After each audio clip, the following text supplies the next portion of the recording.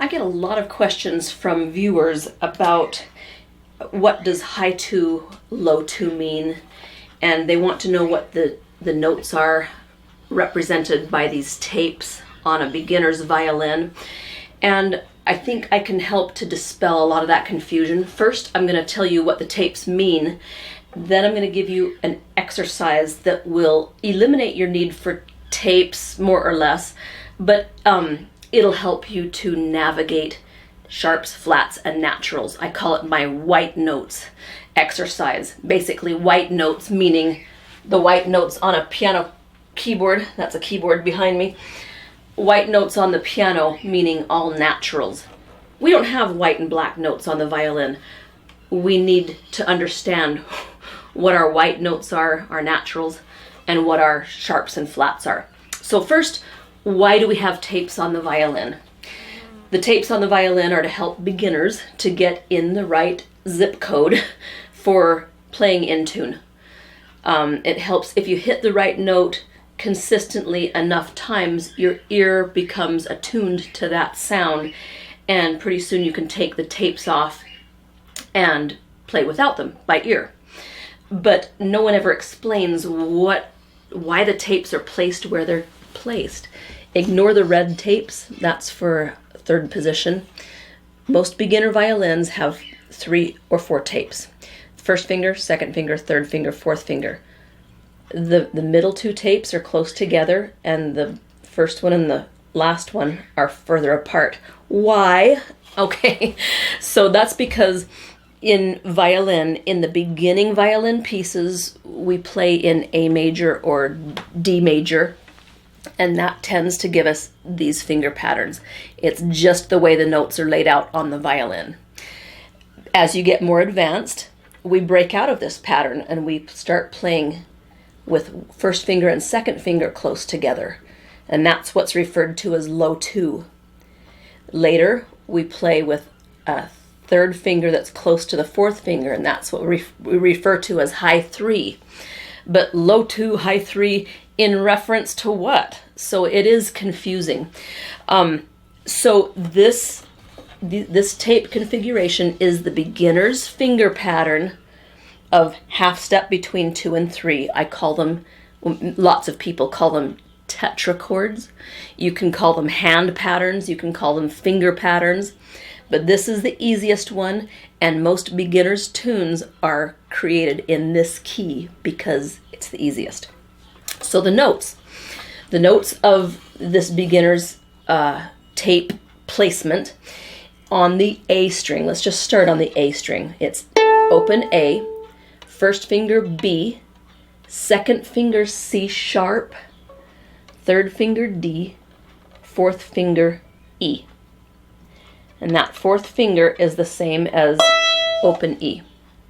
On the E string, you have F sharp, first finger, G sharp, F sharp and G sharp, A natural, and B natural.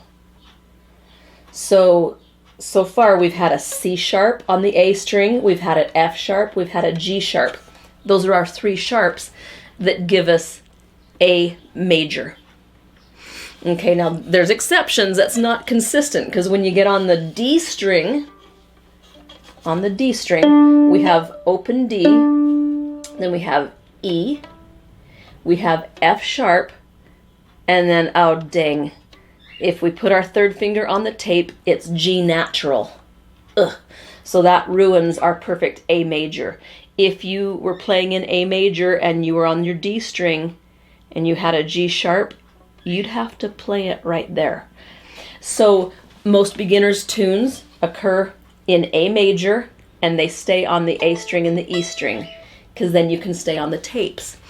If a beginner's song is on the D string and the A string, they tend to put it in D major, so that then you can, what's D major? D major has F sharp and C sharp. It eliminates that G sharp, so then you can play all of your notes on the D string, including that third finger, which is G natural. Okay, the G string notes for this tape pattern is open G, first finger A, second finger B, third finger C natural, and fourth finger D. Same as open D. So on the G string, if we stay on our tapes, that third finger is C natural. So if you need a C sharp, which you do in the key of D major or A major, then you have to go above the tape. Okay, so here's what you need to know that will help you navigate sharps and flats for the rest of your life. You need to know where all the naturals are on your violin. And let's learn it according to finger pattern or tetrachord, string by string, and we'll compare them to what these tapes do, to the beginner's tapes position. Okay, so on the G string, we have open G, we have A natural, B natural, C natural, and D natural. All the notes are on the tapes. What's the finger pattern? It's the good old beginner's finger pattern. So on the G string, if you play in this finger pattern, you're going to be playing all naturals. Okay? On the D string, that is not the case. We have D, we have E natural. To get F natural, we have to play a low 2. This is F sharp. So we have low 2 on the D string, F natural, G natural, and A natural. What's the finger pattern? On the D string, the finger pattern is the low 2. Remember what the G string was? What was that? The D string for all naturals is this. A string is the same, this finger pattern.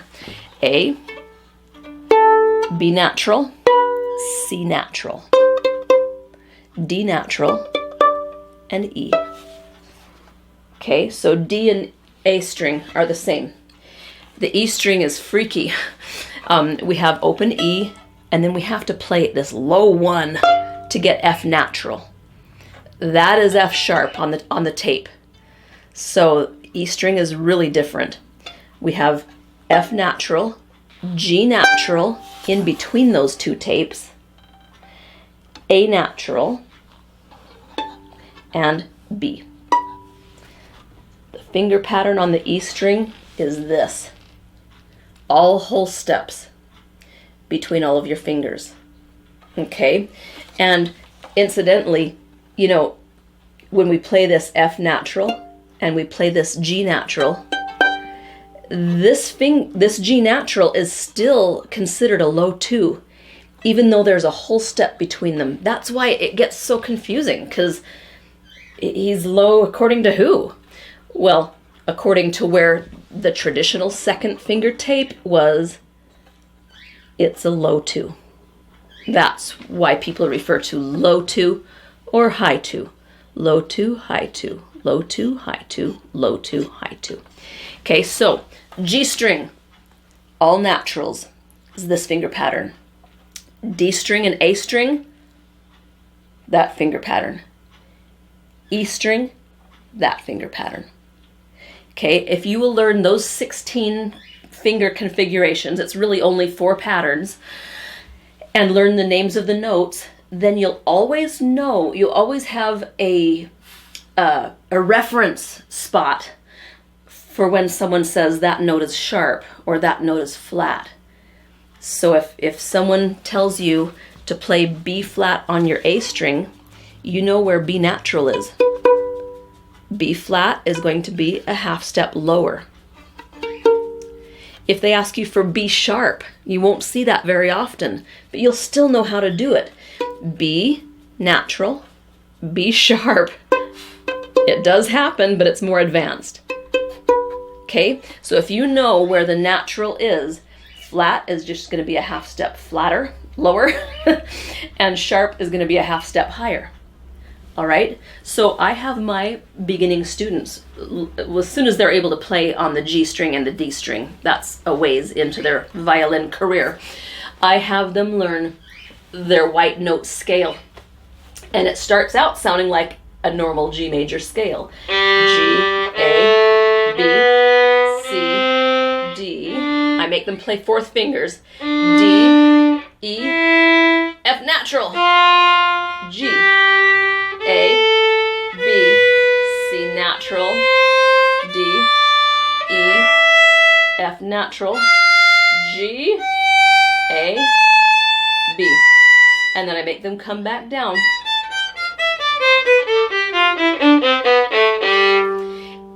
It doesn't sound like a normal scale, so you really have to know what you're doing in order to play it. And sometimes I'll ask them just to play the white notes on the D string, just to quiz them, so they can't go by rote. Or I'll ask them to play all the first finger white notes. Tape, tape, tape, not tape. The E string is off the tape. Then I have them play all the second finger white notes. Tape on the G string, D string, not the tape, A string, not the tape, E string, not the tape. Third fingers on the tape the whole way. Tape, tape, tape, tape. Fourth finger, tape all the way. Tape, tape, tape, tape.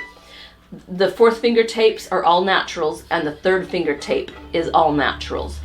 Second finger and first finger, you need to know what you're doing to know which fingers are the exceptions, which ones have to go off the tapes to make a natural note.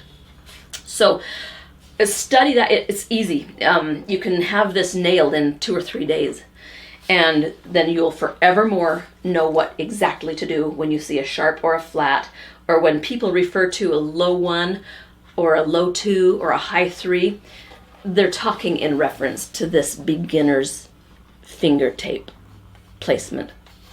Okay, hope that helps. Thanks for watching, and I'll see you next time.